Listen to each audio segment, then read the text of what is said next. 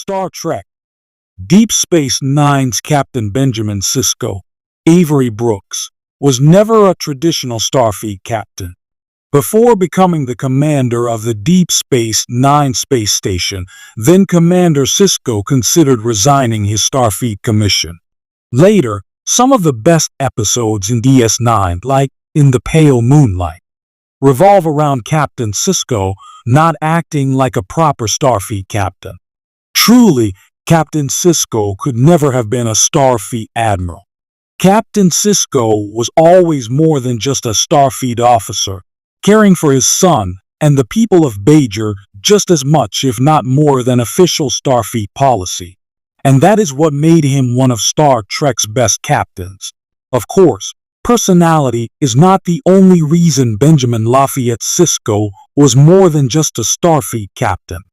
Captain Sisko was also the emissary of the prophets, the non-linear beings that inhabit Deep Space Nine's stable wormhole and serve as Bajor's prophets. Chose Captain Sisko to represent them and the interests of Bajor. And the interests of Bajor are not always the same as the interests of the Federation.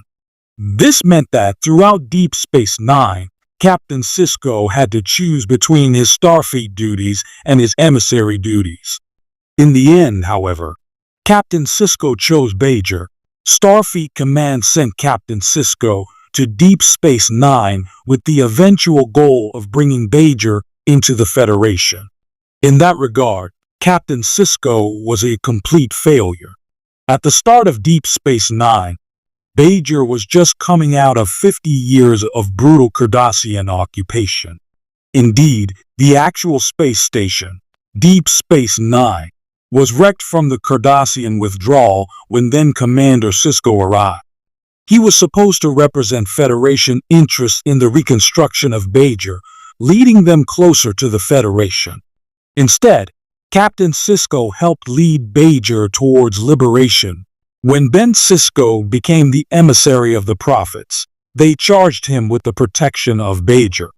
At the start of the Dominion War, they gave him a vision that showed the only way to keep Bajor safe from Dominion attacks was to keep them out of the fighting, and therefore out of the Federation.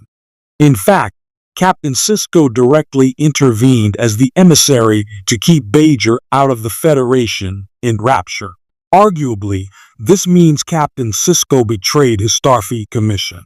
Nevertheless, he stayed true to the needs of the Bajoran people by saving them from a second occupation.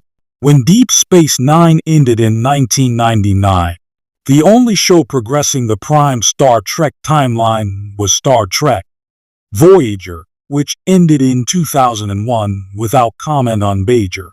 For over a decade then, audiences had no information on whether or not Bajor would eventually join the Federation.